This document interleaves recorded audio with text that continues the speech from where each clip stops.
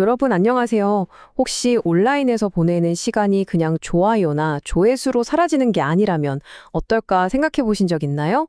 오늘 바로 그 가능성에 대해 이야기해 보려고 합니다. 여러분의 시간을 진짜 가치로 바꿔줄 두 가지 미래, 파이 네트워크와 인터링크 네트워크에 대해 알아보겠습니다. 이 말 정말 많은 분들이 공감하실 거예요. 매일같이 스마트폰을 붙들고 콘텐츠를 만들고 공유하고 반응하지만 문득 그래서 나한테 남는 게 뭐지? 하는 그런 허탈한 느낌 말이죠. 자, 그래서 오늘 우리가 뭘 알아볼 거냐면요. 먼저 지금 인터넷 세상이 왜 우리에게 제대로 된 보상을 해주지 못하는지 그 문제를 짚어볼 거고요. 이어서 아주 흥미로운 두 가지 대안, 파이 네트워크와 인터링크 네트워크를 깊이 들여다볼 겁니다. 그리고 마지막으로 이 두 가지 다른 길이 우리에게 어떤 미래를 제시하는지 함께 생각해 보겠습니다. 네, 그럼 첫 번째 이야기입니다. 이 새로운 프로젝트들이 도대체 뭘 해결하려는 걸까요? 그 답은 바로 우리가 매일 쓰는 인터넷의 약속과 현실, 그 거대한 차이 속에 있습니다. 우리가 쓰는 플랫폼들 전부 무료라고 하잖아요. 하지만 세상에 공짜는 없죠. 그 대가로 우리의 시간, 우리의 관심, 우리가 올린 소중한 컨텐츠가 전부 거대 플랫폼의 돈벌이 수단이 되고 있는 게 현실입니다. 결국 우리는 열심히 일해서 플랫폼만 부자로 만들어주고 있는 셈이죠.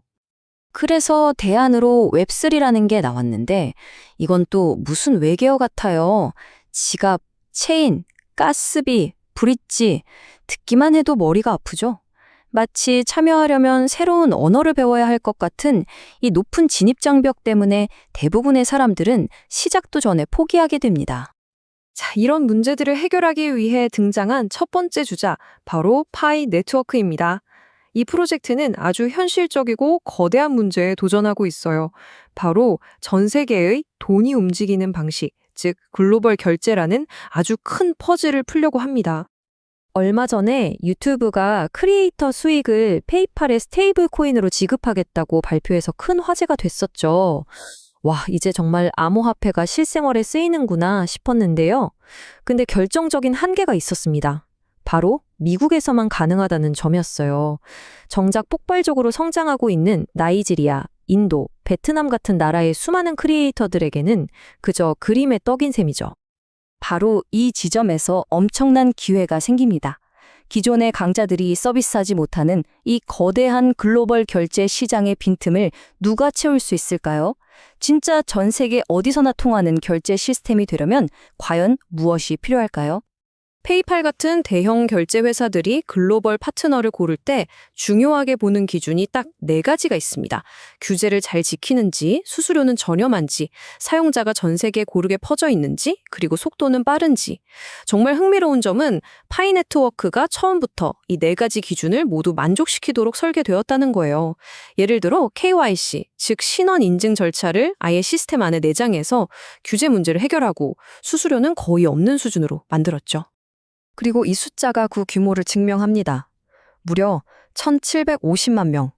이게 그냥 가입자 수가 아니라 자신의 신원을 공식적으로 인증한 실존하는 사람들의 숫자입니다. 이건 이미 규제를 통과할 준비가 된 거대한 글로벌 네트워크가 구축되었다는 걸 의미하죠. 이 비율을 보면 이해가 쉽습니다. 전 세계에 막대한 석유를 옮기는 데에 작은 트럭 수백만 대를 동원하지 않잖아요? 그냥 아주 큰 유조선 몇 척을 쓰죠. 그게 훨씬 안정적이고 효율적이니까요. 수십억 달러 규모의 글로벌 결제를 처리하는 것도 마찬가지라는 겁니다. 거래 단위의 가치가 커야 안정적으로 또 효율적으로 움직일 수 있다는 거죠. 자, 지금까지 파이 네트워크가 금융적 가치에 집중했다면 이제는 완전히 다른 접근법을 한번 살펴보겠습니다. 만약 온라인 세상에서 가장 귀한 자원이 돈이 아니라 당신이 진짜 사람이고 꾸준히 활동한다는 증거 그 자체라면 어떨까요? 인터링크 네트워크는 바로 이 생각에서 출발합니다. 요즘 AI가 만든 가짜 뉴스와 가짜 이미지로 인터넷이 넘쳐나고 봇들이 투표나 상품 리뷰까지 조작하잖아요.